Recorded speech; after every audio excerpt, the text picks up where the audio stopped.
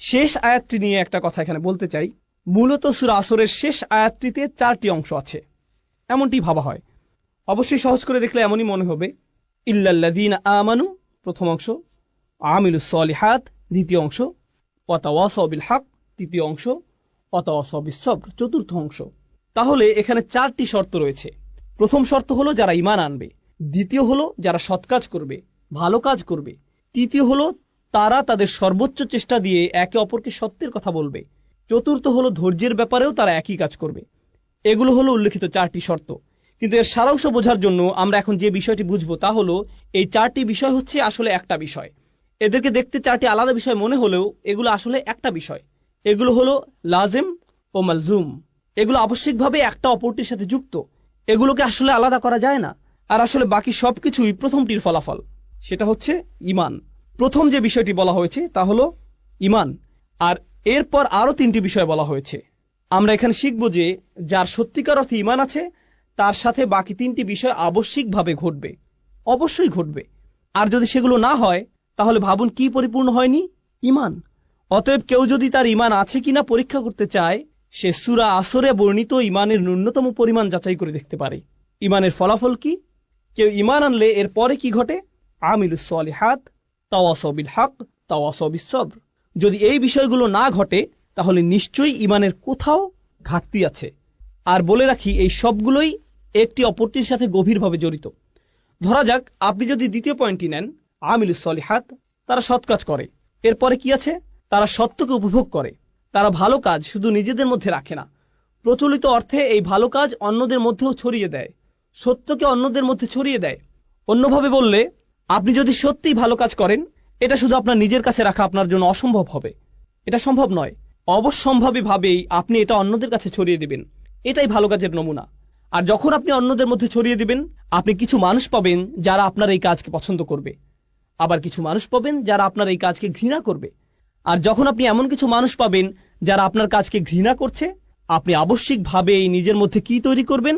সবর। আপনার অবশ্যই এটা থাকতে হবে। এগুলো প্রত্যেকটি সম্পর্কযুক্ত বিষয়, এগুলো একটা অপরটির সাথে যুক্ত। আর সামনে এগুলো নিয়ে আমরা আরো যাচাই করবো ইনশাআল্লাহ তাআলা। এই জন্যই এই সূরাটি ঈমানের বিভিন্ন ফলাফলকে সবচেয়ে সুন্দরভাবে ফুটিয়ে তোলে, যা কোরআনে 2 একবার এসেছে। কখনো আল্লাহ বলছেন আল্লাযীনা আমানু, আল্লাযীনা আমানু, শেষ, ব্যাস। কারণ বাকিটুকু কি? ঈমানের ফলাফল। সুতরাং আপনি যদি ঈমানকে ভালোভাবে বুঝতে পারেন তাহলে বাকিটুকু এমনিই বুঝে যাবেন। কখনো আল্লাহ একটু বাড়িয়ে বলেছেন আল্লাযীনা আমানু ওয়া আমিলুস সলিহাত, 2টি বিষয় বলা হয়েছে। কিন্তু এই সূরায় তিনি 2টি বিষয় বলেননি, তিনি 4টি বিষয় বলেছেন।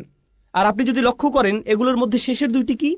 তাওয়াসাউ বিল হক, তাওয়াসাউ বিস সবর। এগুলো হলো মূলত কাজের বর্ণনা, এগুলো কাজ। সুতরাং আমিলুস সলিহাত একটা কাজ, তাওয়াসাউ বিল হক, তাওয়াসাউ বিস সবর, এই 2টিও হলো আমল, আমালাইন, এই 2টিও কাজ। অন্যভাবে বললে আমরা এখানে জানতে পারলাম যে আল্লাহ 2টি কাজের প্রতি আলোকপাত করেছেন। আমি গতকালও এটা নিয়ে বলেছি, আল্লাহ এখানে এমন 2টি বিষয়ের প্রতি আলোকপাত করেছেন যা সাধারণত মানুষ এড়িয়ে যায়। যখন তারা ভালো কাজের চিন্তা করে, যখন তারা ভালো কাজ করতে চায়, এগুলো তারা সাধারণভাবে ভাবে না। তাই এখানে এই 2টি বিষয় পরিষ্কারভাবে বলে দেওয়া হয়েছে, যাতে মানুষ বুঝতে পারে যে এগুলো হচ্ছে ন্যূনতম। তাওয়াসাউ বিল হক, তাওয়াসাউ বিস সবর, এগুলো সাথে জুড়ে দেওয়া হয়েছে। এখন আমি আপনাদেরকে একটা দৃশ্য কল্পনা করতে বলবো। আমি নিজেও এটা থেকে উপকৃত হয়েছি, যা আমার শিক্ষক ডক্টর আব্দুস সামি একটা দার্সে বলেছিলেন। ডক্টর ইসরারও এটা নিয়ে বিস্তারিত আলোচনা করেছেন। আমার কাছে এটা খুবই উপকারী মনে হয়েছে। আর সূরা আসরের তাফসিরে যাওয়ার আগে আমরা এর শিক্ষাগুলো নিয়ে আলোচনা করব, এর সারাংশ বুঝব। আমরা এই সূরার শিক্ষাগুলো একজন অমুসলিমের যৌক্তিক দৃষ্টিভঙ্গির আলোকে বোঝার চেষ্টা করব। যখন আপনি একটা সমস্যার সম্মুখীন হন, হয়তো কারোর সাথে বিবাদ, জীবনের কোনো সমস্যা, যে কোনো সুস্থ স্বাভাবিক মানুষ এই অবস্থায় সর্বপ্রথম কি করবে? সে সর্বপ্রথম যেটা করবে তা হলো তার সেই সমস্যাটির অবস্থাটি ভালোভাবে যাচাই করবে। প্রথম কাজ হলো এর আসল অবস্থা বোঝা, এর সত্যিকারের কারণ খুঁজে বের করা। আপনি নিশ্চয়ই মানুষ কি বলে তা দিয়ে এটা যাচাই করবেন না, আপনি নিজেই ঘেঁটে দেখবেন। আর এটা যত বড় সমস্যা, আপনি তত ভালোভাবে এর সত্যতা যাচাই করবেন। আপনি নিজে এর প্রকৃত অবস্থা খুঁজে বের করবেন। এখানে মুসলিম হওয়ার সাথে কোনো সম্পর্ক নেই, বরং এখানে সততার প্রশ্ন। একজন সৎ মানুষ, একজন সৎ বিচারক অবশ্যই এটা করবেন। ধরুন আপনার পরিবারে কোনো বিষয় ঝগড়া লেগেছে, আপনার পরিবারের কিছু সদস্য কোনো বিষয়ে ঝগড়া করছে, আর তারা বিষয়টি আপনার সামনে উপস্থাপন করলো। অসৎভাবে আপনি কি করলেন? আপনি হয়তো আপনার একজন কাজিনকে পছন্দ করেন না, আপনি অন্যজনকে পছন্দ করেন। আপনি যাকে পছন্দ করেন না তার বিরুদ্ধে আপনার রায় দিয়ে দিলেন, ঠিক? কিন্তু সত্যিকারের সততা বা ন্যায় বিচার কি? সেটা হলো আপনি প্রথমে ঘটনার প্রকৃত অবস্থা যাচাই করবেন, ওকে? এরপর আপনি যখন সত্যটি খুঁজে পেলেন তখন আর এটা খুঁজে পাওয়াই যথেষ্ট নয়, বরং আপনি অবশ্যই এর পক্ষে দাঁড়াবেন, আপনি এর পক্ষে রায় দিবেন। আপনাকে এই সত্যের পক্ষে কাজও করতে হবে। এটাও হতে পারে যে আপনি সত্যটি খুঁজে পেয়েছেন কিন্তু আপনি সেই সত্যটি পছন্দ করছেন না, আর যখন আপনি সেটা পছন্দ করছেন না আপনার মন সেই সত্যের পক্ষে কাজ করতে সাড়া দিচ্ছে না। সুতরাং আপনি যা সত্য হিসেবে বিশ্বাস করছেন তা আপনার কাজে পরিলক্ষিত হচ্ছে না। আমরা এমন অবস্থাকে কি বলি? বিশ্বাসঘাতকতা। এটাই নিফাক, এটাই বিশ্বাসঘাতকতা। কিন্তু আপনি যদি কোনো কিছুকে সত্য হিসেবে খুঁজে পান তখন এটা নিয়ে বাঁচা, এতে লেগে থাকা, বাস্তবায়ন করা, কাজে লাগানো, এটা আপনার সততার মধ্যে পড়ে, আর এটাই আবশ্যিক ফলাফল। এখন আপনার নিজের মধ্যে এটা নিয়ে আসা একটা ব্যাপার যে এটা অন্যায়, আমি এটা আর করব না, আমি খুঁজে পেয়েছি যে এটা একটা খারাপ কাজ, আমি আর কখনো এটা করব না, আমি খুঁজে পেয়েছি এটাই আমার করা উচিত, অতএব আমি এটাই করব। এখন আপনি যখন দেখেন অন্যরা এটা করছে, আমরা এমন একটা সমাজে থাকি যেটা নিজের চরকায় তেল দাও এই নীতিতে চলে। এটা নবীদের নীতি ছিল না, এটা মুসলিমদের নীতি নয়। আমি বলতে চাচ্ছি যদি নবীরা শুধু নিজেদের চরকায় তেল দিতেন তাহলে নামাজ ও আল্লাহর জিকির ব্যক্তিগত হতো। সূরা মুজাম্মিলে আমরা দেখি নবী করিম সাল্লাল্লাহু আলাইহি সাল্লামকে বলা হচ্ছে কুমিল লাইলা ইল্লা কলিলা নিসফাহু আও ইনকুস মিনহু কলিলা আও জিদ আলাইহি ওয়ারাত্তিল কুরআনা তারতিলা। কুরআন পড়ো, আল্লাহকে স্মরণ করো, এটা তার নিজের জন্য। কিন্তু অন্য সূরায় আমরা কি দেখতে পাই? মুজাম্মিল ছাড়া অন্য সূরা কোনটি? মুদ্দাসসির। ইয়া আইয়ুহাল মুদ্দাসসির কুম ফাআনযির ওয়া রাব্বাকা ফাকাব্বির।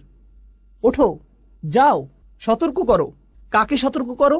অন্যদেরকে। তাদের বলো যে তারা যা করছে তা ভুল। এখন আপনি যদি আপনার সামনে কোনো কিছুকে ভুল হিসেবে জানেন আর আপনার সামনে তা হয়ে থাকে, মানুষ হিসেবে আপনি এটা মানতে পারবেন না। আপনি বলবেন তোমাদের এটা করা উচিত নয়। আপনাদেরকে একটা বাস্তব উদাহরণ দেই। ধরুন আপনি জানেন অন্যদের মাল সম্পদ নষ্ট করা ভালো নয়, এগুলো মানুষের হক, মানুষের মাল সম্পদের ক্ষতি করা অনুচিত। আপনি হয়তো রাস্তা দিয়ে যাচ্ছেন, কিছু বাচ্চা রাস্তায় ক্রিকেট খেলছে, আপনি দেখছেন ওরা খুব জোরে বল করছে, আর এটা গিয়ে অন্যের গাড়িতে লাগলো। এখন আপনি নীতিটা জানেন, নীতিটা হলো তাদের এটা করা উচিত নয়। আপনি নিজে এটা করছেন না, সুতরাং আপনি নিজে কোনো খারাপ কাজ করছেন না, আপনি অপরাধী নন, ঠিক আছে। কিন্তু সেটা কি যথেষ্ট? আপনি দেখে হেঁটে যাবেন, নাকি আপনার মাথায় আসবে যে আমার এদেরকে বলা উচিত যে এই কাজটি ঠিক নয়, আমি তাদেরকে বলি যে তাদের অন্যদের ক্ষতি করার কোনো অধিকার নেই, আমার ন্যায়ের পক্ষে দাঁড়ানো উচিত। যখন আপনি ন্যায়ের পক্ষে দাঁড়াতে চাইবেন তখন আপনার মাথায় অন্য চিন্তা আসবে যা আপনাকে ন্যায়ের পক্ষে দাঁড়াতে দিবে না। আপনার মাথায় কি আসবে? এরা সবাই মিলে আমাকে পেটাতে পারে, আমাকেই বল বানিয়ে খেলতে পারে, তাই না? গাড়ি ভাঙার বদলে আমাকেই ভেঙে দিবে, অতএব আমার মুখ বন্ধ রাখা উচিত। আমি জানি যে এটা খারাপ, আমি নিজে এটা করব না, কিন্তু আমার এই সাহস নেই যে আমি এদেরকে থামতে বলবো। আমি জানি এটা আমার করা উচিত, আমি অবশ্যই করব, কিন্তু আমার এই সাহস নেই যে আমি অন্যকে বলবো তোমারও এটা করা উচিত। অন্তত পক্ষে কাউকে বলুন। আপনি যদি কাউকে বাধ্য করতে না পারেন অন্তত তাকে বলুন। এখন ব্যাপার হচ্ছে একজন সৎ মানুষ, একজন সাহসী মানুষ শুধু নিজে সেই কাজ থেকে বিরত থেকেই ক্ষান্ত হয় না, তারা কি করে? তারা এটা নিয়ে কথা বলে। আর কাফিররাও এটা করে, অমুসলিমরাও এটা করে, মুশরিকরাও এটা করে। এদেরকেও হয়তো বিশ্বাস করে যে প্রাণীদের হত্যা করা উচিত নয় ইত্যাদি। তারা শুধু নিরামিষাশী হয় না, তারা কি হয়? প্রাণী অধিকার সংরক্ষক। তারা জনসম্মুখে তাদের দাবি জানায়। কোনো ব্যাপারে তারা প্রথমে নিজেরা বিশ্বাস করে, এরপর তারা নিজেরা সেটা মানে। এরপর কি করে? তারা জনসম্মুখে এর দাবি জানায়, এমনকি এর জন্য তারা মার খায় কিংবা হয়তো নির্যাতনের শিকার হয়। এরা কিন্তু মুসলিম নয়। যারা এমন কিছু করার সিদ্ধান্ত নিয়েছে সবার জন্য একই প্রক্রিয়া। এগুলো কোথা থেকে এসেছে? এগুলো সবই তাদের বিশ্বাস থেকে এসেছে। তাদের বিশ্বাস খুবই শক্তিশালী হয়ে থাকে, এতটাই যে তাদের আচরণ এতে বদলে যায়। শুধু আচরণই বদলে ক্ষান্ত হয় না, এমনকি তারা এটা নিয়ে কথাও বলে। আর যখন তারা এটা নিয়ে কথা বলে নানান সমস্যায় পড়ে, তারা ধৈর্য ধরে, মনে প্রাণে ধৈর্য ধরে, তারা লেগে থাকে। যাই হোক না কেন আমরা এটা আদায় করবই। সুতরাং এই পুরো প্রক্রিয়াটা শুরু হয় বিশ্বাস থেকে। এখানে বলে রাখি, শুধু ইসলামেই এমন হয় না, বরং যে কোনো আদর্শের ক্ষেত্রে এটা প্রযোজ্য। কমিউনিস্টরা এমন করেছিল, TNM স্কয়ারের ছাত্ররা এমন করেছিল, ইরানিরা এমন করেছিল যখন তারা শাহদের বিপক্ষে জিতেছিল। তারা প্রথমে বিশ্বাস করেছে, তারা নিজেদের পরিবর্তন করেছে, তারপর তারা এর পক্ষে দাঁড়িয়েছে, এটা নিয়ে কথা বলেছে। যখন কোনো সমস্যায় পড়েছে তারা ধৈর্য ধরেছে। এমনকি অমুসলিমদের ইতিহাসেও তাকালে গান্ধীর বিপ্লব সম্পর্কে দেখতে পারেন, একই ধারণা, একই যৌক্তিক মূলনীতি। বলে রাখি, মুসলিমদের কথা বাদ দিলাম, অমুসলিমদের মধ্যেও যখন কেউ এমন প্রচেষ্টা করে, যারাই এই নীতি অবলম্বন করেছে, এর অনুসরণ করেছে, তারাই ইতিহাসের নায়ক হিসেবে আবির্ভূত হয়েছে। যে এই নীতি মেনে নিয়েছে, ইতিহাসের নায়ক হিসেবে গণ্য হয়েছে। মার্টিন লুথার কিং বা যেই হোক, তাদেরকে ইতিহাসের সেরা মানুষ হিসেবে দেখা হয়, কারণ তারা তাদের বিশ্বাসে লেগেছিল আর তারা ন্যায়ের পক্ষে দাঁড়িয়েছিল। যে কোনো মূল্যেই হোক না কেন, তাদের জন্ম মৃত্যুদিন পালিত হয়, তাদেরকে নিয়ে বই লেখা হয়েছে, ভাস্কর্য করা হয়েছে। এই সবই করা হয়েছে কারণ তারা যে দেশ বা সংস্কৃতি থেকে আসুক না কেন, এটা হলো সততার প্রতি মানুষের সম্মান। কিন্তু ভাবুন, আপনি কোনো কিছুর জন্য লড়াই করছেন যা মূলত পরিপূর্ণ নয়। ইতিহাসের মহান মানুষেরা এর জন্য লড়াই করেছেন, তাদের চেষ্টা সংগ্রাম অনুসরণীয়। তারা এই লড়াইয়ে তাদের জীবন দিয়েছেন, যা হয়তো সত্যের পক্ষে, কিন্তু এটা কেবল সত্যের একটা ক্ষুদ্র অংশ, এটা পরিপূর্ণ নয়। কিন্তু আল্লাহ আমাদেরকে সত্যের পুরোটাই দিয়েছেন। তাহলে তারা যদি সত্যের ক্ষুদ্র একটা অংশের জন্য এতটা ত্যাগ করতে পারেন, আপনি কি এই সকল মানবাধিকার কর্মীর সাথে একজন মুসলিমের তুলনা করতে পারেন? একজন মুসলিমের কতটা ত্যাগের জন্য প্রস্তুত থাকা উচিত? আর তারা যদি নিজেকে পরিবর্তনে এতটা সচেষ্ট হয়, তাহলে একজন মুসলিমের নিজেকে পরিবর্তনে কতটা সচেষ্ট হওয়া উচিত? তারা যদি কোনো দাবি আদায়ে এতটা সোচ্চার হয়, তাহলে একজন মুসলিমের কতটা সোচ্চার হওয়া উচিত? তারা যদি কোনো একটা অন্যায়ের বিরুদ্ধে এতটা প্রতিবাদ জানাতে পারে, একই সাথে তাদের বিশ্বাসে একাগ্র থেকে সত্যের পক্ষে দাঁড়াতে পারে, কথা বলতে পারে, তা যে কোনো মূল্যেই হোক না কেন, আল্লাহর জন্য একজন মুসলিমের তার চেয়ে কতটা বেশি সোচ্চার হওয়া উচিত? কাফিরদের মধ্যেও ঈমানের গুণ থাকতে পারে, তারা সবরের ক্ষেত্রে এতটাই দৃঢ় হয়ে দাঁড়াতে পারে, এমনকি একজন মুসলিমের চেয়েও। এজন্য সূরা আল ইমরানের শেষে আল্লাহ বলছেন, ইয়া আইয়ুহাল্লাযীনা আমানু ওয়াসবিরু ওয়াসাবিরু ওয়ারাবিতু ওয়াত্তাকুল্লাহ। তোমরা যারা বিশ্বাস স্থাপন করেছো, যারা নিজেদেরকে ধৈর্যশীল বলে দাবি করো, তোমরা ধৈর্যে প্রতিযোগিতা করো। অর্থাৎ আপনার শত্রুদের মধ্যেও সবর আছে, তাদের বিশ্বাস আছে, তারা সেই অনুযায়ী কাজ করে। আর এটা যত কঠিনই হোক না কেন, আমাদের ধৈর্য ধরতে হবে, আমাদের সামনে এগিয়ে যেতে হবে। আপনাকে তাদের সাথে সবরের প্রতিযোগিতায় নামতে হবে এবং প্রতিনিয়ত এটা চালিয়ে যেতে হবে। ওয়ারাবিতু ওয়াত্তাকুল্লাহ। আর আপনার এমন কিছু আছে যা তাদের নেই। আপনার তাকওয়া আপনাকে শক্তি দেবে, তাদের তাকওয়া নেই, এটা তাদের শক্তি যোগাবে না। আপনি সবরের এই প্রতিযোগিতায় তাদেরকে হারাতে পারবেন। সুবহানাল্লাহ। আমি আপনাদের সাথে কথা বলতে যাচ্ছি মুসলিম তরুণদের মাঝে একটা সংস্কৃতি নিয়ে, যারা কোনো ধর্মীয় পথের ভিতর দিয়ে যাচ্ছে, বিশেষ করে পশ্চিমা সমাজে। অনেক সময় মুসলিম তরুণরা যে জীবনযাপন করে তাকে বলা যেতে পারে, মনে করুন, পার্টিং, ঠিক আছে? এবং তারপর জীবনে কোনো এক সময় তারা বিশেষ উপলব্ধির মুখোমুখি হয় এবং দিনের পথে চলতে শুরু করে। এমন প্রচুর ভাই বোন আছে যার জীবনে কোনো এক সময় পরিবর্তিত হয় এবং তারপর ধীরে ধীরে তারা আরো ধার্মিক হয়ে ওঠে। কিন্তু তারপর যা হয় তা হচ্ছে, যখন সময়ের সাথে সাথে তারা আরো ধার্মিক হয়ে ওঠে, তারা অনেক বেশি কড়া হয়ে যায়, খুবই উৎসাহী হয়ে পড়ে, আবেগপ্রবণ হয়ে পড়ে এবং নিজেদের জন্য নিজেরাই কোনো শিক্ষক খুঁজে নেয়। সেই শিক্ষক হচ্ছে কখনো কোনো মানুষ, কখনো কোনো সিরিজ লেকচার, কখনো কোনো ওয়েবসাইট, কখনো কোনো ব্লগ, কখনো অপরিচিত কোনো নাম। কিন্তু সেটা যাই হোক না কেন, তারা নিজেদের জন্য একটা জ্ঞানের উৎস খুঁজে নেয়, যেটাকে তারা সঠিক বলে মনে করে। এর প্রতি তারা খুবই অনুরক্ত হয়ে পড়ে এবং আস্তে আস্তে যা ঘটতে শুরু করে তা হচ্ছে তারা খুব কঠোর, খুব অনমনীয় হয়ে ওঠে। তারা লক্ষ্য করতে শুরু করে যে তাদের চারপাশে মানুষরা ঠিক তাদের মতো না। তারা যাকে শিক্ষক মানে, তার চারপাশে মানুষরা তাকে শিক্ষক মানে না। তারা যেভাবে দিনকে বোঝে, অন্যরা সেভাবে বোঝে না। তাই প্রথমে যা হয় তা হচ্ছে তারা তাদের চারপাশের, বিশেষ করে তাদের পরিবারের মানুষদের ব্যাপারে হতাশ হতে শুরু করে। মুসলিম তরুণটি ভালো দিকে পরিবর্তন হতে শুরু করলে সবার আগে যাদের প্রতি হতাশ হয় তাহলে তার পরিবার। কেন তোমরা বোঝো না? এটাই দিন পালনের সঠিক পথ। এবং এমন আরো অনেক অনেক সংঘর্ষের সৃষ্টি হয়। আপনি যদি মুসলিম হন এবং আপনার পরিবার যদি অমুসলিম হয় তাহলে তা আরো বেড়ে যায়। কিন্তু মুসলিম পরিবারের মাঝে থেকেও যদি আপনি দিনকে নতুন করে আবিষ্কার করেন, তাহলেও এমন সমস্যার সম্মুখীন হতে হয়। এরকম সমস্যা শুধু যে পরিবারের মাঝে সীমাবদ্ধ থাকে তা নয়, বরং বন্ধু মহলেও বিস্তার ঘটে। অনেক সময় এমন হয় যে আপনার দীর্ঘদিনের বন্ধু, কিন্তু সে কোনো ধর্মীয় পথের ভিতর দিয়ে যাচ্ছে না, বা হয়তো সে যাচ্ছে কিন্তু পথটা ঠিক আপনার মতো না, আপনার দিনের বুঝ হয়তো তার মতো না, অথবা কিছু বিষয় হয়তো তারা আপনার মতো এতটা কঠোর না, এবং এটা আপনার পক্ষে মেনে নেওয়া খুব কষ্টকর হয়ে যাচ্ছে। আপনি তখন তাদের প্রশ্ন মানে জর্জরিত করে তোলেন। যখন আপনি এমন মানুষদের সংস্পর্শে আসেন যারা দিনকে আপনার মতো করে দেখে না, তখন এটাকে কেন্দ্র করে আপনি তাদের বুঝিয়ে দেন যে তারা ভুল আর আপনি ঠিক। এভাবেই তাদের দিন পালন করা উচিত এবং এছাড়া কোনো পথ নেই, ইত্যাদি ইত্যাদি। এমন এক ধরনের আচরণ গড়ে ওঠে বিশেষ করে তরুণদের মাঝে। এমন আচরণের পিছনে অনেক কারণ রয়েছে। তরুণরা তরুণীটি নিজে মনে করে যে সে যা করছে তা হচ্ছে আমর বিল মারুফ ওয়ান নাহি আনিল মুনকার। তারা মনে করে যে তারা ভালো কাজে আদেশ দিচ্ছে এবং মন্দ কাজে নিষেধ করছে। তারা তো তাদের ভাই বোনদেরকে হাদিস বা কোরআনের আয়াতই বলছে, ভালো কাজই তো করছে, এটাই তো তাদের করা উচিত, এমন কথাই তাদের মাথায় থাকে। তারা যা বুঝতে পারে না তা হচ্ছে এখানে আরো একটা ব্যাপার ঘটছে, অন্য আরো কিছু ঘটছে। দিনের পথে আসার আগে আপনি হয়তো বন্ধু মহলের মনোযোগের কেন্দ্রবিন্দু ছিলেন, আপনি গুন্ডা মাস্তান যাই ছিলেন না কেন সকলের মধ্যমণি হয়ে থাকতেন। যখন আপনি ধর্মের পথে আসলেন তখন আপনাকে ঘিরে আর সেটা রইল না, কিন্তু আপনার তখন এমন কিছু একটা চাই।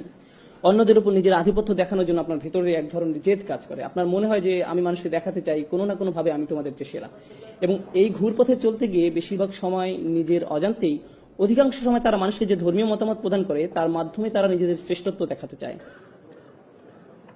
তারা মানুষের কাছে প্রমাণ করে দিতে চায় যে অন্যরা আসলে ধর্মটা ঠিকমতো জানে না, আমি ধর্ম সম্পর্কে ঠিকমতো জানি, আসো তোমাকে বলি কোনটা সঠিক, আসো তোমাকে আয়াতটা শিখাই, তোমাকে হাদিসটা শিখাই, তুমি জানো না এটা এভাবে না ওভাবে। মানে ধর্ম নিজেই আপনার ইগো প্রকাশের মাধ্যম হয়ে ওঠে। এমন ঘটনা খুবই দুঃখজনক, কারণ ধর্ম নাজিল হয়েছিল যেন আমরা নিজেদের বিনয়ী করে তুলি, কিন্তু এখন আমরা সেই একই ধর্ম ব্যবহার করছি নিজেদের অহংকার প্রকাশ করতে, দাম্ভিকতা প্রকাশ করতে। তবে এটা এমন নয় যে শুধু আমাদের তরুণদের মাঝেই ঘটে থাকে, বরং বড়দের মাঝেও হয়। আপনারা ইবলিসের কথা জানেন, সে কিসে আল্লাহর অবাধ্য হয়েছিল? সে সিজদা করতে রাজি হয়নি। আদম আলাইহিস সালামকে আল্লাহ কি কাজ দিতে যাচ্ছিলেন, কেমন উচ্চ বেতন তিনি পেতে যাচ্ছিলেন, আদম আলাইহিস সালাম কি পদোন্নতি পেতে যাচ্ছিলেন, যেটা দেখে ইবলিস বলে উঠেছিল না না না না না আমি এই কাজের জন্য বেশি উপযুক্ত। কি ছিল সেই কাজ? আল্লাহ তাআলার কি উদ্দেশ্যে মানুষ সৃষ্টি করেছিলেন? ইবাদতের উদ্দেশ্যে, ঠিক। এবং আদম আলাইহিস সালামকে বলা হয়েছিল ইন্নী জাইলুন ফিল আরদি খলিফা। আল্লাহ ওনাকে কোথায় ন্যস্ত করেছিলেন? পৃথিবীতে। এবং এটা কি ছিল? আল্লাহর কাজ করার দায়িত্ব। এটা একটা ধর্মীয় উপাধি। আরো সহজভাবে যদি বলি, আদম আলাইহিস সালামকে ধর্মীয় সম্মাননা দেওয়া হয়েছিল, দুনিয়াবী সম্মান না। উনাকে কোনো উচ্চ বেতন বা বিলাস বাড়ি দেওয়া হয়নি, ওনাকে ধর্মীয় মর্যাদা দেওয়া হয়েছিল। তাই আপনি যদি এই বিষয়টা নিয়ে ভাবেন তাহলে কিছুটা অবাক হবেন। ইবলিস এক ধর্মীয় মর্যাদার কারণে আদম আলাইহিস সালামকে হিংসা করেছিল, তার ইগো প্রকাশ পেয়ে গিয়েছিল, কারণ সে মনে করেছিল আল্লাহর দিনের কাজ করার জন্য আদমের চেয়ে সে বেশি যোগ্য, দিনের কাজ করার জন্য আমি বেশি যোগ্য। এবং এই অহংকার প্রকাশ পেয়ে যায় যখন কেউ দাবি করে যে মসজিদের সভাপতি হওয়ার জন্য আমি বেশি উপযুক্ত, সভাপতি পদের জন্য আমি বেশি উপযুক্ত। তাকে কেন বেছে নেওয়া হলো? কেন তাকে এই কাজ দেওয়া হলো? কেন আমাকে নেওয়া হলো না? এটা একটা ধর্মীয় কাজ। সভাপতি হলে আপনাকে টাকা দেওয়া হবে না, মসজিদ পরিচালনার জন্য তো আপনাকে নতুন গাড়ি দেওয়া হবে না, কিন্তু তারপরও আমেরিকা জুড়ে আমরা দেখতে পাই কিসের জন্য মানুষ জান দিয়ে লড়ে যাচ্ছে? ধর্মীয় খেতাবের জন্য। মসজিদ পরিচালনা কে থাকবে? কার কথা শোনা হবে? কিন্তু কেন? এই রোগের সূচনা কোথায় হয়েছিল? সেই কাহিনী যথেষ্ট পুরানো। এই রোগের ভাইরাস ইবলিসের থেকে শুরু হয়েছিল। সে ওই ধর্মীয় কর্তৃত্ব চেয়েছিল। মূল বিষয় হচ্ছে এটা এক প্রকার অসুখ, এবং এটা যদি কারো মাঝে থাকে তাহলে তার সেটা অতি সত্বর চিহ্নিত হওয়া উচিত। যখন আপনার মনে হয় ভাগ্যিস আমি ছিলাম, না থাকলে এই মানুষদের একদম বিপদে চলে যেতে হতো, এদের সঠিক পথ দেখানোর জন্য অন্তত আমি আছি, যদি এটা আপনার মনোভাব হয়, আপনি ভয়ঙ্কর সমস্যা আক্রান্ত। সত্যি আপনি ভীষণ সমস্যায় আছেন, কারণ আপনি ভাবছেন এই দিন কার উপর নির্ভর করে? আপনার উপর। দিনের আমাদেরকে প্রয়োজন নেই, আল্লাহর দিনকে আমাদের প্রয়োজন, কিন্তু আল্লাহর দিনের আমাদেরকে প্রয়োজন নেই। আল্লাহু গানিয়ুন হামিদ। আল্লাহ সুবহানাহু ওয়া তাআলা সমস্ত প্রয়োজন থেকে মুক্ত, তার আমাদেরকে প্রয়োজন নেই। আমাদের নিজেদের আরো বিনয় হওয়া দরকার। আমি এতক্ষণ ধর্মীয় দৃষ্টিকোণ থেকে ইগোর কথা বলছিলাম, কিন্তু পরিবারের মাঝেও দেখা যায় যে আমরা বলছি আমি মারা গেলে এই পরিবার দেখাশোনা কে করবে, কে বিল পরিশোধ করবে, আমি না করলে কে এসব করবে, এমন ভাবনা আপনার মনে আসে, ঠিক। কিন্তু আপনারা জানেন আমাদের মৃত্যু কবে হবে সেটা নির্ধারণ করা আছে। কিন্তু আপনি যতই ভাবুন না কেন যে আমার এত টাকা জমাতে হবে বা অত টাকা জমাতে হবে, আমাকে প্রমোশন পেতে হবে বা ইত্যাদি, আপনি চিন্তা করেন আপনাকে কি কি করতে হবে। কিন্তু যদি আল্লাহ তাআলা ঠিক করেন যে আপনি আজ রাতে মারা যাবেন, তাহলে যা নির্ধারিত তাই হবে। এবং আমি চলে যাওয়ার পর আমার সন্তান, আমার স্ত্রী, আমার স্বামী, যেই হোক না কেন, আল্লাহ তাআলা ইতিমধ্যেই তাদের দেখাশোনা করছেন। এটা কখনোই ভাবা উচিত না যে আমি তাদের দেখাশোনা করছিলাম। আল্লাহ তাআলা তাদের খেয়াল রাখছিলেন। আমি নিজেকে ভোলাচ্ছিলাম এই ভেবে যে সবকিছু আমার উপর নির্ভর করে, কোনো কিছু আমার উপর নির্ভর করে না, কারো ভালো করার ক্ষমতা আমার নেই, সকল ক্ষমতা আল্লাহর। যেহেতু ইগোই মূল সমস্যা, ইগো কোত্থেকে আসে? আপনার মধ্যে ইগো তখনই জন্মায় যখন আপনি সত্যিকার অর্থে আল্লাহর মহত্বকে মূল্যায়ন করতে ব্যর্থ হন, যখন আপনি আল্লাহকে সমাদর করতে জানেন না, তখন আপনি আল্লাহকে প্রশংসা করার স্থানে নিজের ব্যাপারে উচ্চ ধারণা পোষণ করেন। এখান থেকেই অহংকারের শুরু। সমস্যাটার গোড়া এখানেই। সুতরাং ইনশাআল্লাহ প্রথমে যে বিষয়টা আমি বলতে চাই তা হলো, সেসব মানুষ যারা ধর্মের লেবাস পরে থাকে, তারা দেখতে ধার্মিক, তাদের কথাবার্তা ধার্মিক, তাদের জ্ঞান আছে, আল্লাহ তাআলা যেন আমাদেরকে এইসব হতে রক্ষা করেন। এটা খুবই ভয়াবহ সমস্যা। এদেরকে যে মানুষটা দাঁড়িয়ে তার চেয়ে বেশি প্র্যাকটিসিং মনে হয়। অনেক বোনদের, যেসব বোনরা হিজাব পালন করে না, তাদের চেয়ে বেশি আল্লাহ ভীরু মনে হতে পারে। তাদেরকে বাইরে থেকে দেখতে খুবই ভালো লাগে, কিন্তু তাদের মধ্যে ইগো আছে। আপনার ভিতরে অন্যের সামনে নিজেকে মহান রূপে উপস্থাপন করার তাড়না আছে। আপনার মনে হয় যে আপনি বেশি ধার্মিক, আপনি বেশি যোগ্য, আপনি অন্যদের থেকে ভালো অবস্থানে আছেন। আর আপনি যদি মনের ভিতরে আরেকজন মুসলিমকে ছোট করে দেখেন, তার অবস্থা যেমনই হোক না কেন, আপনি যদি এটা করেন, তাহলে আপনার হৃদয়ে যে জিনিসটা বাসা বেঁধেছে তা হলো কিবর, অহংকার। আর আমরা রাসূল সাল্লাল্লাহু আলাইহি ওয়াসাল্লামের উপদেশ থেকে জানতে পারি যে যাদের হৃদয়ে সরিষার দানার সমান, অর্থাৎ বলতে গেলে কিছুই না, এমন অনুপরিমাণ অহংকার থাকে, তাদের জন্য জান্নাতের দরজা খোলা নেই। অনুপরিমাণ অহংকার থাকে, জান্নাতের দরজা তার জন্য খোলা নয়। তাই আমি যেটা বলতে চাচ্ছি তা হলো, ধরুন একজন মুসলিম খারাপ কাজ করে, হয়তো সে মদ পান করে বা অন্য যে কোনো ধরনের খারাপ কাজ করে, তার খারাপ কাজগুলো বাহ্যিক, চোখে দেখা যায়, কিন্তু আপনার খারাপ কাজটা কোথায় ঘটছে? অন্তরের মধ্যে। বাইরে থেকে আপনাকে দেখতে ভালোই লাগে, মনে হয় যে আপনি ঠিকঠাকই আছেন। নিঃসন্দেহে সেই লোকটা খারাপ কাজগুলোর কারণে শাস্তিযোগ্য, কিন্তু আপনার অহংকারটাও কি শাস্তিযোগ্য নয়? আর যদিও কেউ তার কাজগুলোকে উপেক্ষা করছে না, কিন্তু যদি তুলনা করা হয়, তাহলে আপনার আর তার মধ্যে কার সমস্যা দূর করা বেশি কঠিন? এদিকটা ভেবে দেখুন তো। অহংকার দূর করাটা বেশি কঠিন। কেন? কারণ আপনি একে দেখতেও পান না। সেই মানুষের মদ পান তো সবাই দেখতে পায়, এ নিয়ে তার সাথে কথা বলা যাবে, কিন্তু আপনার অন্তরের এই ব্যাপারটা সমাধান করা অনেক বেশি কষ্টের। কারণ যেটা অবস্থান হৃদয়ের গভীরে, যার একমাত্র ব্যক্তি আপনি অনুধাবন করতে পারেন, অন্য কেউ আপনাকে এটা বলতে পারবে না। যদি এটা থাকে তাহলে আপনার ভেতরে আছে। আর আমি যখন আপনাদের এই ব্যাপারগুলো বলছি, এই সময় আপনার মনে হতে পারে এই মুহূর্তে আমার অহংকারে একজনের কথা মনে পড়ছে, যার এই কথাগুলো শোনা উচিত। অন্য কারো ব্যাপারে চিন্তা করবেন না, তাহলে স্বয়ং আপনার মধ্যেই অহংকারের চিহ্ন আছে। কার কথা আপনার মনে আসা উচিত? আপনার নিজের কথা। ধর্মের নসিহতগুলো সর্বপ্রথম নিজের জন্য প্রযোজ্য, অন্যের জন্য নয়। সর্বপ্রথম কার জন্য প্রযোজ্য? নিজের জন্য। আমরা এতই অন্ধ হয়ে গেছি যে আমরা ভাবি কোরআনের আয়াতগুলো, রাসূল সাল্লাল্লাহু আলাইহি ওয়াসাল্লামের হাদিস বা উপদেশগুলো সব অন্যদের জন্য, নিজের জন্য না। কোনো কিছু শোনার সাথে সাথে অন্যকে বলার জন্য আপনি পেরেশান হয়ে যান। সেগুলো প্রথমে কার মানার কথা ছিল? কার সেগুলো প্রথমে অনুসরণ করার দরকার ছিল? আপনার নিজের। এই ব্যাপারটা আমাদের অবশ্যই মনে রাখতে হবে। আল্লাহর দ্বীনের ক্ষেত্রে আমরা অনেক বেশি স্বার্থপর, আমরা আত্মকেন্দ্রিক, আমরা ধান্দাবাজ হয়ে পড়ি। এই ব্যাপারটা আমাদের অবশ্যই মনে রাখতে হবে। যখন একজন স্বামী স্ত্রীর দায়িত্ব কর্তব্য সম্পর্কে কোনো হাদিস শোনে, তখন সে কি করে? সে তার স্ত্রীকে যেয়ে বলে, এই জানো আজ কি শুনেছি, মনে রেখো। এমনকি পিতামাতাও তাদের সন্তানদের সাথে কোন একটা শোনায়, অবিল ওয়ালিদাইনি ইহসানা, তোমার পিতামাতার সাথে সৎ ব্যবহার করো। এটাকে আত্মসেবা হয়ে যায় না? আমরা কি এখানে নিজের সেবা করতে এসেছি নাকি আল্লাহর দ্বীন পালন করতে এসেছি? এটা পুরো দৃষ্টিভঙ্গি বদলে দেয়। এটা সম্পূর্ণ ভিন্ন দৃষ্টিভঙ্গি। তো এটি প্রথম সমস্যা যা আমি আপনাদের সামনে তুলে ধরতে চেয়েছিলাম, ইগো, যা কেবল আপনি উপলব্ধি করতে পারেন, আর কেউ আপনার জন্য তা করতে পারবে না। যদি আপনার অন্তরের মধ্যে ইগো থাকে, তাহলে বাইরে থেকে যতই ভালো দেখাক না কেন, তার কি মূল্য থাকবে? কারণ আপনার হৃদয়টাই সুস্থ নেই। আর আল্লাহ বলেন, ইল্লামান আতাল্লাহু বিকলবিন সালিম, কিন্তু একমাত্র তারা ব্যতীত যারা সুস্থ অন্তর নিয়ে আল্লাহর কাছে আসবে। তাই আমাদের ভিতরের এই ইগোটাকে ঠিক করতে হবে। দ্বিতীয় পয়েন্টে যাওয়ার আগে আমি আপনাদের কিছু টিপস বলি কিভাবে বুঝবেন যে আপনার মধ্যে ইগো আছে। যদি কেউ আপনাকে কোনো বিষয়ে শুধরে দেয় আর আপনি খুবই অপমানিত বোধ করেন, আপনার যদি মনে হয় তুমি কিভাবে আমাকে এটা বলতে পারো, নিজেকে কি মনে করো, তার কি এমন যোগ্যতা আছে যে আমার ভুল ধরিয়ে দেয়, এটা যদি আপনার প্রথম প্রতিক্রিয়া হয়, তবে আপনার মধ্যে ইগো সমস্যা আছে। সেই লোকটা যদি ভুলও হয়ে থাকে, তার হয়তো সেটা বলা উচিত হয়নি, তারপরও আপনার প্রাথমিক প্রতিক্রিয়া এমন হবে না যে সে কে এটা আমাকে বলা, বরং আপনার প্রতিক্রিয়া হবে, হয়তো এই মন্তব্যের মধ্যে দিয়ে আল্লাহ আমার নিজের কোনো অনুচিত কাজের দিকে মনোযোগ দিতে বলছেন। আচ্ছা, এটা যদি 100 ভাগ সত্য নয়, কিন্তু তার কথার মধ্যে সামান্য অংশ কি সত্য? এর মাঝে কি 1% সত্য, 0.5% সঠিক? তার কথার মধ্যে যতটুকু সত্য ততটুকুই আমি গ্রহণ করি। আমার নিজেকে বাঁচাতে হবে। সে কি আমাকে এগুলো বলার? নিজের মধ্যে এমন মানসিকতা গড়ে তুলবেন না। বাজে কথার মধ্যে থেকেও ভালোটুকু বের করে আনুন, আর বাকিটা বাদ দিন। যদি আপনার ভিতরে সব আলোচনা অংশ নেওয়ার তাড়না কাজ করে, যদি আপনার মনে হয় যে আলোচনার মধ্যে যে কোনো ভাবেই নিজের মতামত শোনাতেই হবে, আলোচনা শেষে আপনার মত গ্রহণ না করা হলে যদি আপনি খুবই অপমানিত বোধ করেন, হয়তো আপনি একটা মত দিয়েছেন, অন্যজন আরেকটা মত দিয়েছে, আর শেষে তার মতটাই গ্রহণ করা হয়েছে, আর তখন আপনি রাগান্বিত হয়ে সেখান থেকে চলে গেলেন, তাহলে আপনার ইগো প্রবলেম আছে। বিশেষ করে ধর্ম সম্পর্কিত কোনো ব্যাপারে হতে পারে, কোনো মসজিদে বসে কয়েকজন আলোচনা করছে যে তাদের কি করা উচিত এই ব্যাপারে, সেখানে আপনি আপনার মতামত দিলেন, সাথে অন্যরাও দিল, আর এই আলোচনা আল্লাহ সন্তুষ্টির জন্যই হচ্ছে, তাই না? আপনি মসজিদ বিষয়ে অথবা অন্য কোনো ব্যাপারে যে মতামতটা দিলেন, সেটা কাকে খুশি করার জন্য? আল্লাহকে খুশি করার জন্য। আপনি তো সেটা নিজের জন্য দেননি। দেখা যাক আমার মতে প্রাধান্য পায় কিনা, এটা তো আপনার লক্ষ্য ছিল না। আর যদি সেজন্যই দিয়ে থাকেন, তাহলে আপনার চিন্তার মধ্যে সমস্যা আছে। তো আপনি যদি প্রকৃতপক্ষে আল্লাহর সন্তুষ্টির জন্য কোনো বিষয়ে আন্তরিক মতামত দেন, তাহলে ইতিমধ্যেই কি আপনার পক্ষে সব লেখা হয়নি? আল্লাহ সন্তুষ্টির জন্য কোনো বিষয়ে আন্তরিক মত দেন, তাহলে কি আপনার জন্য সব পেয়ে গেলেন না? হ্যাঁ, আল্লাহ আপনাকে আপনার প্রাপ্য পুরস্কার দেবেন।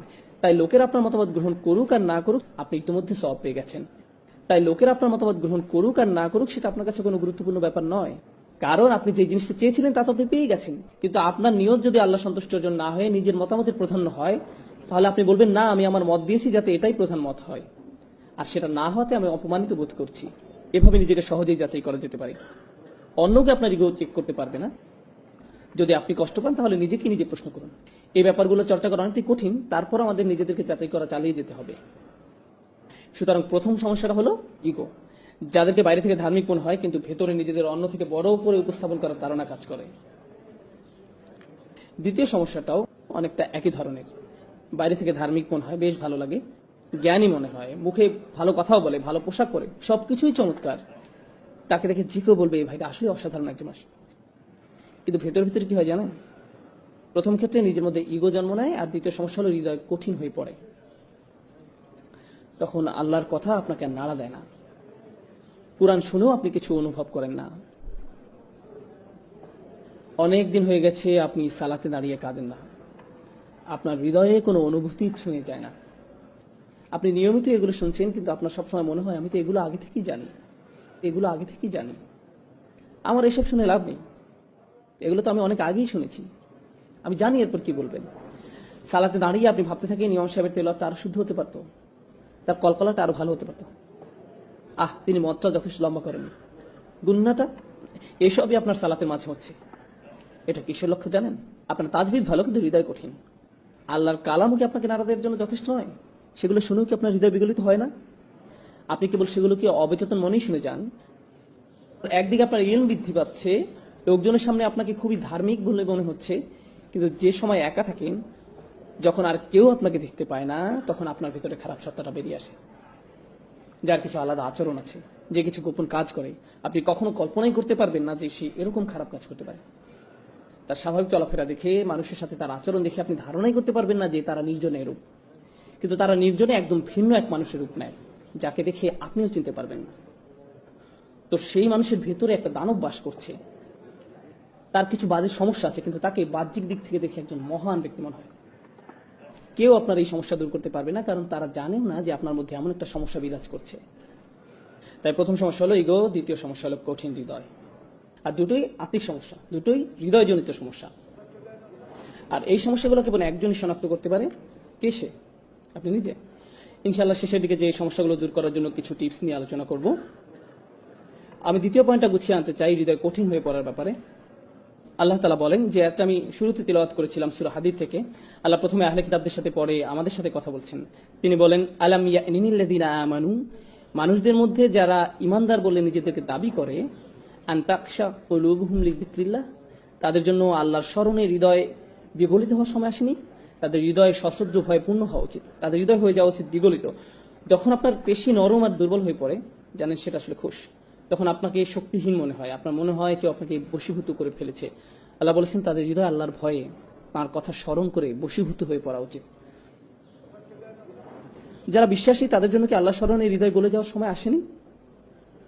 ওমা নাযালা মিনাল হক, এবং যে সত্য অবতীর্ণ হয়েছে তার কারণে। কি সেটা? কি সত্য অবতীর্ণ হয়েছে? আল কোরআন। এরপরে আল্লাহ একে একে বলছেন, ওয়ালা ইয়াকুনু কাল্লাযীনা উতুল কিতাবা মিন ক্বাবল, তোমরা তাদের মতো হয়ো না যাদেরকে পূর্বে কিতাব দেওয়া হয়েছিল। ফাতালা আলাইহিমুল আমাদ, এরপর একটা বড় সময় অতিক্রান্ত হয়ে গেছে, তার মানে তারা এই কিতাব ধারণ করেছিল দীর্ঘ সময়ের জন্য। যখন তারা এভাবে কিতাব ধারণ করেছিল, আপনারা জানেন যখন প্রথম ধর্মীয় অনুশাসন শুরু করেন তখন আপনি উত্তেজিত থাকেন, এই উত্তেজনা একসময় চলে যায়, যা থাকে তা হলো বহিরাবরণ। ফাকাসাদ কুলুবুহুম, এরপর যা ঘটে তা হলো অন্তর কঠিন হয়ে যায়। একটি দীর্ঘ সময় অতিক্রান্ত হওয়ার পর ধর্মীয় কার্য সম্পাদন একটা রুটিনে পরিণত হয়। এমন কিছু তারা করে যা শুধু করতে হয়, তারা এটা করছে কারণ এটা করতে তারা অভ্যস্ত, কিন্তু এটা আর এমন কিছু নয় যা তাদের হৃদয়কে আলোড়িত করে। তাদের হৃদয় কঠিন হয়ে গেছে। যখন আপনার অন্তর কঠিন হয়ে যায় তখন কলুষিত হওয়ার ভয় আপনার জন্য খুব বেশি।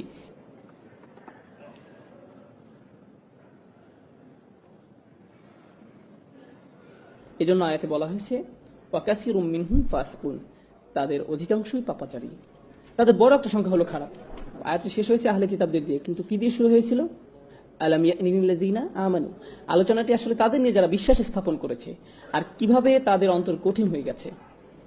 আর এটা যদি আপনার ভিতরে অনুভব করতে পারেন, কেউ আপনাকে বলে দিতে পারবে না, এটা কেউ আপনাকে বলে দিতে পারবে না। আমি আবার বলছি, আপনার জন্য এটা অনুমান করতে পারবে না।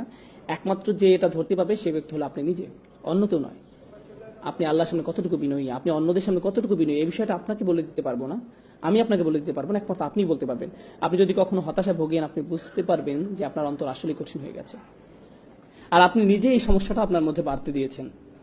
যখন কোনো ধর্মীয় ব্যক্তির উপস্থিতি খুবই ভীতিকর মনে হয়, কোনো দেখতে ধার্মিক লোক, তাকে দেখার সাথে সাথে আপনার মনে ভীতি তৈরি হয়, তাদের সাথে কথা বলতে আপনি আতঙ্কিত হন, তাদের আশপাশে যাওয়া আতঙ্কজনক হয় আপনার জন্য, আপনি আতঙ্কগ্রস্ত হয়ে পড়েন। অনেক সময় যেসব বোন হিজাব পরেন না, তারা হিজাব পর একজনকে আসতে দেখলে তারা রাস্তা ক্রস করে অন্যদিকে চলে যান, ওই যে হিজাব পুলিশ আসছে এবং সে নিশ্চয়ই আমাকে এমন কিছু বলবে যে আমার মন খারাপ করে দিবে। এখন একদিকে এটা ভয়ের কারণ, অন্যদিকে কখনো এটা সত্যি। কিছু মানুষ রয়েছে যারা অন্যদের নিচু চোখে দেখে, তারা অন্যদের প্রতি মারাত্মক অধ্যত আচরণ করে। এখন আপনি আমাকে বলুন, কিছুদিন আগেও না আপনি পার্টি মাতিয়ে রাখতেন? যারা আপনার সাথে এইভাবে কথা বলে তাদের আপনি কিভাবে জবাব দেন? আপনি কি ভুলে গেছেন যে আপনি কোথা থেকে এসেছেন, আল্লাহ আপনাকে কোথায় নিয়ে এসেছে? কারণ মানুষ ভুলে যায় যে তারা কি ছিল আর আল্লাহ তাদের কোথায় এনেছেন। তারপর কয়েক বছর অতিক্রান্ত হওয়ার পর যখন তারা ভালো হয়ে যায়, তখন এমন কাউকে দেখলে তারা বলে আস্তাগফিরুল্লাহ, সে এমন কিভাবে হলো? আপনি কোথায় ছিলেন? এই লোককে দেখে তো আপনার শিক্ষা নেওয়া উচিত, আপনি তো ঠিক তার মতোই ছিলেন। আল্লাহর যে রহমত আপনার উপর বর্ষিত হয়েছে তা আপনার স্মরণ করা উচিত। কুনতুম আলা শাফা হুফরাতিন মিনান নার, আপনি দোজখের একেবারে প্রান্তে ছিলেন, ফাআনকাযাকুম মিনহা, তিনি আপনাকে রক্ষা করেছেন। আর সেই আয়াতে আল্লাহ বলছেন ফাআল্লাফা বাইনা কুলুবিকুম, তিনি তোমাদের অন্তরে ভালোবাসা সৃষ্টি করেছেন। আপনারা আপনাদের অন্তরসমূহের মাঝে যদি ভালোবাসা পেতে যান, তাহলে আপনাকে মনে রাখতে হবে যে আপনি নিজেও একদিন এই পথে ছিলেন এবং আপনাকে সেখান থেকে রক্ষা করা হয়েছে। আপনাকে এজন্য রক্ষা করা হয়নি যে আপনি খুব স্মার্ট মানুষ, আপনি রক্ষা পাওয়ার যোগ্য। এটা আপনার প্রতি কার অনুগ্রহ ছিল? এটা আপনার প্রতি আল্লাহর অনুগ্রহ ছিল। কোন সাহস আপনি অন্যদের দিকে কিভাবে তাকান, কিভাবে এমন মন্তব্য করেন? এই দাম্ভিকতা জঘন্য ব্যাপার, এটা আপনার সকল ভালো কাজ ধ্বংস করে দিবে, সব ভালো কাজ ধুয়ে মুছে দিবে। অধিকাংশ ক্ষেত্রেই আমাদের যুবকরা যারা তীব্র বিতর্কে লিপ্ত হয়, যে কোনো বিষয় নিয়ে হতে পারে ধর্মতত্ত্বের বিষয়, হতে পারে ফিকের বিষয়, হতে পারে একটা সংগঠনের পদ নিয়ে, যে কোনো ব্যাপার নিয়ে হোক না কেন, আপনারা জানেন বিতর্কের মূল কারণ কি? ইগো। আসলে এটা আত্ম অহংকারের কারণে হয়ে থাকে। মানুষ স্কলারদের সম্পর্কে কথা বলে যেন তারা ক্রীড়াবিদকে নিয়ে কথা বলছে। ওই যে ওনার কথা আমার একদম পছন্দ হয় না, আমাকে মাফ করবেন, আপনি জানেন তিনি কত পরিশ্রম করেন আল্লাহর সন্তুষ্টির জন্য। যদি আপনি তার সাথে একমত নাও হন, প্রকৃত ব্যাপার হলো তিনি তার বাড়ি ত্যাগ করেছেন। তিনি যদি স্কলার নাও হন না কেন, তিনি বিশ্বের এক প্রান্ত থেকে আরেক প্রান্তে ভ্রমণ করেছেন শুধু জ্ঞান অর্জনের জন্য, রাতের পর রাত ব্যয় করেছেন প্রার্থনা করে, মুখস্থ করে, অধ্যয়ন করে। আর আপনি তার সম্বন্ধে এমন কি বা জানেন? তিনি কি বলছেন আমি পছন্দ করি না, আমার মনে হয় তিনি বিপদগামী। কোন সাহসে আপনি এটা বলেন? আপনি কি করেছেন? কিসে আপনার এমন অবস্থান নিয়ে যায় যে আপনি তার সম্বন্ধে এমন মন্তব্য করেন? আপনি যে কোনো মুসলিমের সাথে দ্বিমত পোষণ করতে পারেন, আপনার সাথে তার মতামত নাই মিলতে পারে, এক্ষেত্রে তাদের প্রতি আপনার প্রথম দৃষ্টিভঙ্গিটা কেমন হওয়া উচিত? আপনার কি এমন রায় দেওয়া উচিত যে তারা জাহান্নামের পথে? যদি আপনি সত্যিই তাদের ব্যাপারে উদ্বিগ্ন হয়ে থাকেন, সত্যিই তাদের ব্যাপার নিয়ে চিন্তিত হয়ে থাকেন, তাহলে তাদের এই সমস্যা নিয়ে আপনি অন্য কারোর সাথে কথা বলবেন না। আপনি কার সাথে কথা বলবেন? তাদের সাথেই কথা বলবেন। আপনি সরাসরি তাদের সাথে কথা বলবেন যদি আপনার মাঝে আন্তরিকতা থেকে থাকে। তাহলে আপনি আপনার উৎকণ্ঠার কথা অন্য কারো কাছে বলবেন না। অন্যথায় আপনার মাঝে আন্তরিকতার অভাব পরিলক্ষিত হয়। এর ফলে বোঝা যায় যে আপনার মাঝে ইগো আছে। আপনার নিজ দলের প্রতি আপনি পক্ষপাতিত্ব দেখাচ্ছেন, নিজ মতের পক্ষে দাঁড়িয়েছেন, বা অন্য সম্পর্কে আপনি যা তা বলছেন। এটা অপরিপক্ক, এটা দাম্ভিকতা, আত্মহংকারমূলক, এটা তাই। যদি আমাদের অবস্থা এই পর্যায়ে এসে পৌঁছে, তাহলে আমাদের মধ্যে প্রতিষেধক প্রয়োজন। সর্বপ্রথম প্রতিষেধক হলো আশা। আশা হারিয়ে যায়নি। সুবহানাল্লাহ। পরবর্তী আয়াতে আল্লাহ চমৎকার করে বলছেন, ইয়ালামু, তোমরা জেনে রাখো, আন্নাল্লাহা ইউহয়িল আরদা বা'দা মাউতিহা, অবশ্যই আল্লাহ ভূভাগকে তার মৃত্যুর পর পুনরুজ্জীবিত করেন। পূর্ববর্তী আয়াতে আল্লাহ অন্তরসমূহ সম্পর্কে কথা বলেছিলেন, আর এখন তিনি কি বিষয়ে কথা বলছেন? ভূপৃষ্ঠকে জীবন দেওয়া সম্পর্কে। আল্লাহ আপনাদের বলছেন যে যেভাবে আল্লাহ পৃথিবী পৃষ্ঠকে জীবন দান করতে পারেন মৃত্যুর পরে, ঠিক সেভাবে আল্লাহ আপনার অন্তরকেও জীবন দান করতে পারেন। আপনার অন্তর পুনরায় কোমল হতে পারে। আমরা অলৌকিক নিদর্শনাবলী প্রকাশ করেছি যাতে তোমরা বুঝতে পারো। বুঝতে পেরেছেন? আপনার জন্য আশা রয়েছে। আপনি আপনার অন্তরকে পরিষ্কার করে নিতে পারেন, এটা সম্ভব। আল্লাহ যদি শুষ্ক জমিনে প্রাণের সঞ্চার করতে পারেন, তিনি আপনার অন্তরকেও পুনরায় জীবিত করতে পারেন। এখন চিকিৎসার ব্যাপারে আলোচনা করা যাক। এই চিকিৎসা কি? আপনি আপনার ইগো সমস্যার সমাধান কিভাবে করবেন? প্রথম যে বড় বিষয়টি আপনার অন্তর পরিষ্কার করতে সহায়তা করবে তা হলো আল্লাহর স্মরণ। প্রথমে এই বিষয়টি আপনাকে আয়ত্ত করতে হবে। কত ঘন ঘন আপনি আল্লাহকে স্মরণ করেন। আল্লাহকে স্মরণ করা মানে শুধু এইসব কথা বলা নয় যে সুবহানাল্লাহ, আলহামদুলিল্লাহ, আল্লাহু আকবার, লা ইলাহা ইল্লাল্লাহ, এগুলো উচ্চারণ করাই নয়। নিশ্চয়ই এগুলো খুবই গুরুত্বপূর্ণ জিকির, যা আমরা রাসূল সাল্লাল্লাহু আলাইহি ওয়াসাল্লামের সুন্নাহ থেকে জানতে পারি। কিন্তু এই জিকিরগুলো যদি চিন্তাহীন হয়, আপনি যদি এগুলোর অর্থ বা মহত্ব না বুঝেন, এগুলো নিয়ে চিন্তা ভাবনা না করেন, তাহলে এটা জিকির নয়। এতে শুধুমাত্র মুখস্থটা আরেকবার রিভিশন দেওয়া হয়। আলহামদুলিল্লাহ অর্থ হলো সকল কৃতিত্ব, সুনাম, প্রশংসা আল্লাহর জন্য। আল্লাহকে সবকিছুর জন্য প্রশংসা করতে হবে এবং ধন্যবাদ দিতে হবে। ধরুন কখনো আপনার একটা খারাপ দিন গেল, আপনি কি বলবেন? আলহামদুলিল্লাহ। আমি শুধু আল্লাহকে ধন্যবাদ দিই না, তার প্রশংসাও করি। যাই এখন ঘটছে তা অবশ্যই ভালো, এবং এটা এত ভালো যে আমি এর জন্য তার কৃতজ্ঞতা প্রকাশ করি। আর আমি শুধু তার কৃতজ্ঞতা প্রকাশ করি না, আমি তার প্রশংসাও করি। কি দারুণ কাজ তিনি করেছেন। আপনি সমস্যা করা সত্ত্বেও বলেন আলহামদুলিল্লাহ। যখন আপনি এর অর্থ বুঝে বলবেন, তখন এটা অন্য কিছু। এখন আপনি আসলেই আল্লাহকে স্মরণ করছেন। আল্লাহর এই প্রশংসা, আল্লাহকে কৃতিত্ব দিয়ে আপনাকে আপনার নিজ সম্পর্কে শিক্ষা দেয়। কি শিক্ষা দেয়? যখনই কোনো ভালো কাজ আপনি মনে করেন যে আপনি করেছেন, আপনার কি করা উচিত? আলহামদুলিল্লাহ বলা উচিত। আপনি আসলে কাকেই কাজের কৃতিত্ব দিচ্ছেন? আল্লাহকে। আপনি কোনো বক্তব্য দেওয়ার পর হয়তো কেউ এসে আপনাকে বলে, ভাই দারুণ বক্তব্য দিলেন, আপনি হেসে বলেন আলহামদুলিল্লাহ, আমি জানি ভালো হয়েছে। তাহলে এই আলহামদুলিল্লাহ আসলে আলহামদুলিল্লাহ নয়। এভাবে বলার মাধ্যমে আপনি আপনার নিজের প্রশংসাই করলেন। প্রশংসা পেলে কিভাবে অস্বস্তিতে পড়তে হয় আপনাকে তা শিখতে হবে। প্রশংসা আপনার মাঝে যেন বিনয় নিয়ে আসে। আল্লাহকে কৃতিত্ব দেওয়ার ক্ষেত্রে আপনাকে দ্রুত হতে হবে এবং একই সাথে নিজেকে বিনম্র করতে হবে। ভাই আপনি জানেন না, আপনার এভাবে বলা ঠিক নয়। আমি আসলে কিরকম তা আমি জানি না, আল্লাহ জানেন, শুধুই আল্লাহ জানেন। আপনার প্রশংসা আমার দরকার নেই, আমার দরকার আপনার দোয়া। আমি চাই না আপনি প্রশংসা করুন, বরং আমি খুবই ভালো এটা আপনি আমাকে বলার দরকার নেই। না, আমি আপনার কাছ থেকে এটা শুনতেও চাই না। এটা আসলে আমাকে সাহায্য করে না, এটা আমার ক্ষতি করে। কারণ কেউ যখন আমার প্রশংসা করে, তখন এটা আমার মাঝে কি দাগিয়ে তোলে? আমার ইগো। আর এটা মানুষের জীবনের সবচেয়ে ভয়ঙ্কর সমস্যা।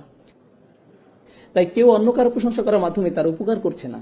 আর নম্রতা সম্পর্কে সে যে বিষয়টি আমি আপনাদের সাথে শেয়ার করতে চাই, সেটা হলো যখন কেউ আপনাকে বাজে কথা বলে বা আপনাকে অপমান করে, এটা আসলে আপনাকে বিনয়ী করতে সাহায্য করে। তারা হয়তো আপনার প্রতি একটা অনুগ্রহ করলো, তারা মনে করতে পারে যে তারা আপনাকে ছোট করতে পেরেছে, কিন্তু এটা হয়তো আল্লাহর তরফ থেকে আপনার জন্য একটা মেসেজ বা একটা উপহার। এর মাধ্যমে আল্লাহ আপনাকে নম্রতা উপহার দিলেন।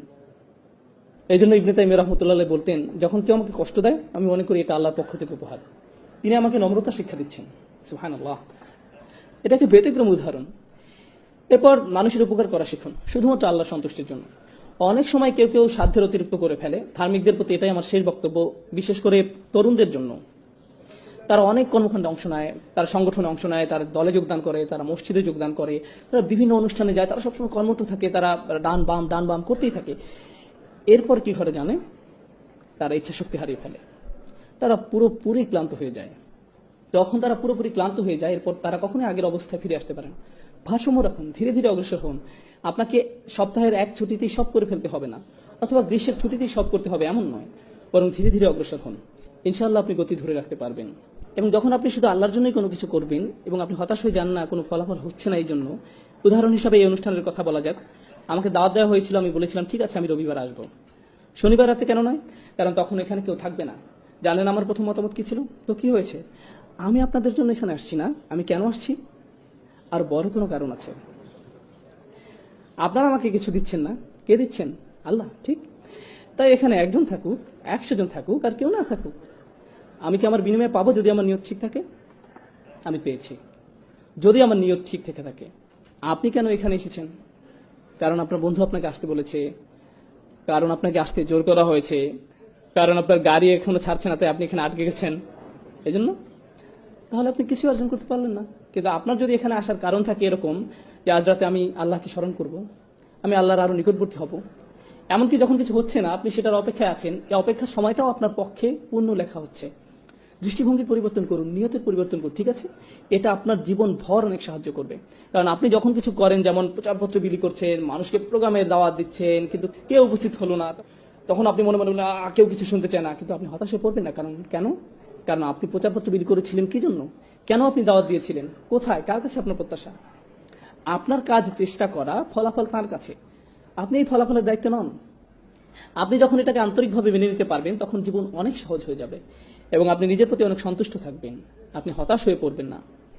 কারণ সেখানে মাত্র অল্প কিছু মানুষ, তাদের সংখ্যা আরো বেশি হতে পারতো, হ্যাঁ, সেখানে আরো মানুষ থাকতে পারতো, কিন্তু সেটা আল্লাহ হাতে। আমি কি আমার দায়িত্বটুকু পালন করেছি? আমি কি যথেষ্ট চেষ্টা করেছি? নিজেকে শুধু এটাই জিজ্ঞাসা করার আছে, এবং আমার চেষ্টা কি সত্যি আল্লাহর জন্য ছিল কিনা, নিজেকে শুধু এই প্রশ্নটি করার আছে। আমি এসব আলোচনা আনছি কারণ নিয়তে এমন কিছু নয় যে আপনি জীবনে একবার মাত্র করেন।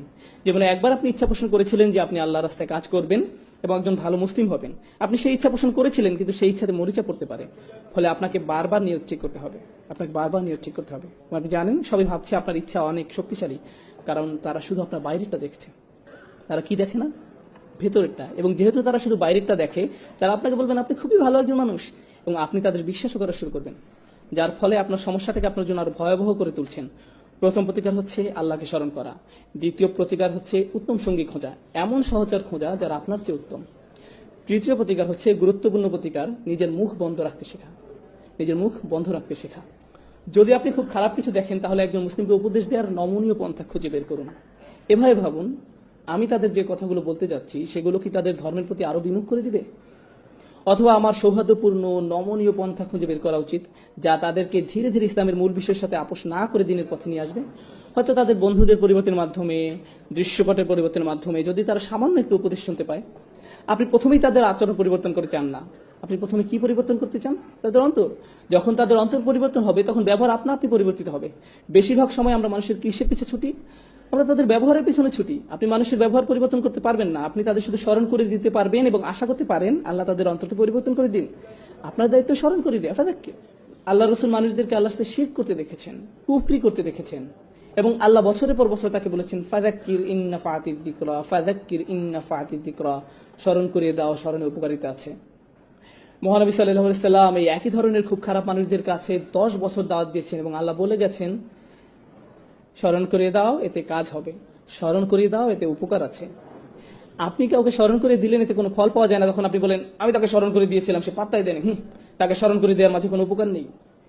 নবী সাল্লাল্লাহু আলাইহি সাল্লামের জীবনে দেখুন তিনি কি পরিমাণ স্মরণ করে দিতেন, এবং আল্লাহ বলে যেতেন আপনি হয়তো উপকারিতা দেখতে পাচ্ছেন না, কিন্তু সেখানে উপকারিতা আছে। হ্যাঁ, উপকারিতা আছে। এবং আন্তরিকভাবে মনে করি দেয়া থেকে উপকারিতা প্রথম কে পাবে? সেই ব্যক্তি যে স্মরণ করিয়ে দেয়। কে প্রথম উপকৃত হচ্ছে? আপনি, কারণ আপনি স্বীকার করে নিয়েছেন যে শব্দগুলো আপনার মুখ থেকে বের হচ্ছে, কিন্তু প্রভাব কোথা থেকে আসবে? আল্লাহ তাআলার পক্ষ থেকে। এবং যদি আপনার কথায় কাজ না হয়, তাহলে হয়তো কার মাঝে কিছু সমস্যা আছে, আপনার মাঝে। আপনার প্রথম প্রতিক্রিয়া এমন হওয়া উচিত নয় যে তার মাঝে কিছু সমস্যা আছে, সে আমার কথা শোনে না। এটি প্রথম প্রতিক্রিয়া হওয়া উচিত নয়। আপনি জানেন নবী সাল্লাল্লাহু আলাইহি সাল্লাম যখন মানুষকে উপদেশ দিতেন, দাওয়াত দিতেন, এবং তারা ওনার কথা শুনতো না, তখন ওনার মনে চিন্তা উকি দিত হয়তো আমি আমার দায়িত্ব ঠিকভাবে পালন করতে পারছি না, হয়তো আমি এই কথাগুলো আরো ভালোভাবে বলতে পারতাম। এবং তখন আল্লাহ তাআলা তাকে মনে করে দিতেন না না না, আপনি আপনার দায়িত্ব ঠিকভাবে পালন করেছেন, আপনার যা করার কথা আপনি তাই করেছেন, আপনি শুধু সতর্ক করে যান, আপনি শুধু সতর্ক করে যান, ফলাফল নিয়ে দুশ্চিন্তা করবেন না, আপনার যা করার কথা শুধু তা করে যান। এই লাইনগুলোর সাথে শেষ যে আয়াতটি আমার মাথায় এসেছে, আমার এটি আপনাদের সাথে শেয়ার করা উচিত, কারণ এটি এই ইস্যুর জন্য গুরুত্বপূর্ণ। ইনশাআল্লাহ দুটি আয়াত, একটি সূরা শুরা, সূরা নম্বর 42, এবং আরেকটি আয়াত যেখানে নবী সাল্লাল্লাহু আলাইহি সাল্লামকে উপদেশ দেওয়া হয়েছিল, সূরা আলে ইমরান। তার মানে দুটি আয়াত। সূরা শুরা, ওয়ামা তাফারাকু ইল্লা মিন বাদি মা জাআহুমুল ইলম বাগয়াম বাইনাহুম, তাদের কাছে জ্ঞান আসার পরই তারা পারস্পরিক বিভেদের কারণে মতভেদ করেছে। যতক্ষণ তাদের কাছে জ্ঞান আসেনি ততক্ষণ তারা নিজেদের মাঝে মতভেদ করেনি। তার মানে কারা এখন মতপার্থক্য করছে? জ্ঞানী মানুষেরা। কিসে জ্ঞানী? বিজ্ঞান, পদার্থবিজ্ঞান, রসায়ন, জীববিজ্ঞান, কিসে তারা জ্ঞানী? ধর্মীয় জ্ঞানে, আসমানি কিতাবে জ্ঞানী, সুন্নতে জ্ঞানী। জ্ঞানী হওয়ার পর তারা কি করছে? মতবিরোধে পতিত হচ্ছে। কেন? আল্লাহ তাআলা বলে দিচ্ছেন বাগিয়াম বাইনাহুম, একজন আরেকজনের উপর কর্তৃত্ব করার জিদ থেকে। তাদের এরূপ জিদ থাকে এবং তারা নিজেদের সেরা মনে করতে চায়। এবং কি সেই হাতিয়ার যা তাদের সেরা ভাবায়? ধর্মীয় বিষয় জ্ঞান। তারা এই ধর্মীয় জ্ঞানকে এমন একটা মাধ্যম বানিয়ে ফেলে যা দ্বারা তারা নিজেদের গর্ববোধকে আরো বাড়িয়ে তোলে। কি ভয়ানক অপরাধ! এই আয়াতের শেষে আল্লাহ তাআলা বলছেন ওয়ালাউলা কালিমাতুন সাবাকাত মির রাব্বিকা ইলা আজালিম মুসাম্মা লাকুদিয়া বাইনাহুম। যদি আপনার পালনকর্তার পক্ষ থেকে নির্দিষ্ট সময় পর্যন্ত অবকাশের সিদ্ধান্ত না থাকতো তবে তাদের ফয়সালা হয়ে যেত, তাদেরকে শাস্তি দেয়া হতো, তাদেরকে তখনই শাস্তি প্রদান করা হতো। এটি খুবই গুরুতর অপরাধ। এটি খুবই গুরুতর অপরাধ যে তারা তাদের দিনকে মতবিরোধের হাতিয়ার হিসাবে ব্যবহার করছে এবং অহংকার ছাড়া আর অন্য কিছুই তাদের জ্ঞানকে একে অপরের সাথে মতবিরোধের হাতিয়ারে পরিণত করেনি। আল্লাহ তাআলা আমাদেরকে এই মারাত্মক অপরাধ থেকে হেফাজত করুন, বিশেষ করে আমাদের তরুণ প্রজন্মকে। এদেশে তরুণদের যে সংস্কৃতি, আপনারা বল খেলেন, কেউ একজন আপনার সাথে ব্লক করে দেয়, এরপর কি হয়? পরের খেলায় আপনি প্রতিশোধ গ্রহণ করেন, আপনার অবস্থা পুনরায় উদ্ধার করেন, কারণ প্রতিপক্ষ আপনাকে নিয়ে হাসি ঠাট্টা করবে। এই হচ্ছে সংস্কৃতি। আমার বিরুদ্ধে তোমার এত সাহস কিভাবে হয়? এটি শুধুমাত্র খেলা নয়, এটি অহংকারের একটি পরীক্ষা। গাড়ি চালানো অবস্থায় কেউ একজন আপনাকে পেছনে ফেলে দিল, কি আপনাকে ক্রুদ্ধ করে দিল? তুমি আমাকে তোমার হোন্ডা সিভিক দিয়ে আমার M5 কে পাস করে যাচ্ছ? না না, আমি তোমাকে দেখে নিব, আমি তোমাকে আমার ক্ষমতা এক্ষুনি দেখিয়ে ছাড়বো, আমি গ্যাস প্যাডেল 4 পর্যন্ত চাপ দিয়ে তোমাকে দেখিয়ে দেবো কিভাবে কি করতে হয়। এসব কিসের বহিঃপ্রকাশ? অহংকার। এই সমাজে প্রতিনিয়ত আমাদের জানানো হচ্ছে তোমরা অহংকার বৃদ্ধি করো। সবকিছু তোমাকে নিয়ে, যে গান লেখা হয় বা গাওয়া হয়, যেমন আমার চেইন, আমার হ্যাট, আমার জুতা, আমার মোজা, যেটাই হোক, সবকিছুতে আমি আমি আমি। তুমি আমাকে ছুঁতে পারবে না, আমার দিকে তাকাতে পারবে না, আমার চোখের দিকে তাকাবে না, আমি তোমার এই করব, এরপর আমি এই করব। এসবের মানে কি? এসব কি তাৎপর্য বহন করে? অহংকার। নিজের মধ্যে অহংকার পুষকে দেয়, নিজের উপাসনা করা। এটা ঠিক তাই, আসলে এই ইগো আত্মপূজার দিকে ধাবিত করে। এবং এই দিন শুধুমাত্র তাদের জন্য একটি দিন যারা আল্লাহর সামনে নিজেকে নত করে দেয়। তার মানে এই আয়াতটি খুব খুব গুরুত্বপূর্ণ। সূরা আল ইমরান এর শেষ আয়াত। বিশেষ করে যারা নেতৃত্ব স্থানীয় অবস্থানে আছেন, আপনাদের মাঝে যাদেরকে অন্যরা অনুসরণ করে, যারা জানে অথবা এমনকি ভাবে যে সে অন্যদের চেয়ে বেশি জানে, আল্লাহ রাসূল সাল্লাল্লাহু আলাইহি ওয়াসাল্লামকে বলছেন ফাবিমা রাহমাতিম মিনাল্লাহি লিনতা লাহুম ওয়া লাউ কুনতা ফাযযান গালিযাল কলব লানফাদ্দু মিন হাওলিক। আল্লাহর বিশেষ দয়া ও অনুগ্রহের কারণে আপনি নবী সাল্লাল্লাহু আলাইহি ওয়াসাল্লাম সাহাবীদের প্রতি কোমল। ওয়া লাউ কুনতা ফাযযান গালিযাল কলব, যদি আপনি তাদের প্রতি শক্ত হতেন, কঠোর হৃদয়ের হতেন, অনমনীয় হতেন, জিদ করতেন, এমনকি যদি তাদের সাথে কথা বলার সময় কিছু পরিমাণ কঠোরতা প্রদর্শন করতেন, লানফাদ্দু মিন হাওলিক, তারা আপনার থেকে দূরে সরে যেত। তারা কারা? সাহাবারা। আপনার থেকে দূরে পালিয়ে যেত। আপনি কে? রাসূল সাল্লাল্লাহু আলাইহি ওয়াসাল্লাম।